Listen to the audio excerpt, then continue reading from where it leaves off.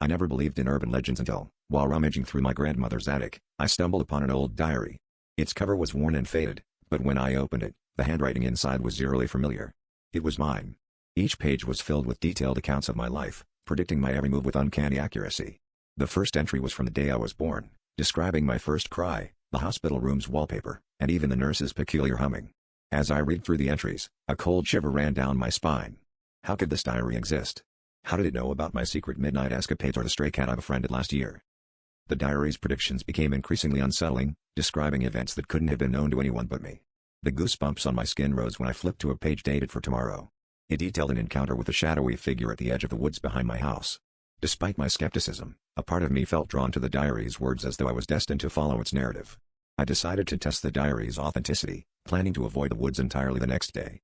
But as night fell, a restless compulsion tugged at my mind, urging me to walk towards the trees.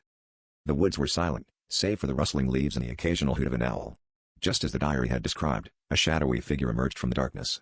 It was as if the darkness itself had taken shape, its presence both ethereal and menacing. My heart pounded as I realized the diary had not only predicted my actions but perhaps influenced them. The figure extended a hand, and I felt a chilling connection, as though it had been waiting for me all along. I turned to run, but the path behind me had vanished, leaving only a void. In a final act of desperation, I thrust the diary at the figure, hoping to break whatever bond it held over me. The pages fluttered open, and a gust of wind scattered them into the night. The figure dissolved into the shadows, leaving me alone in the woods, breathless and disoriented. As I stumbled back home, I noticed the attic door slightly ajar.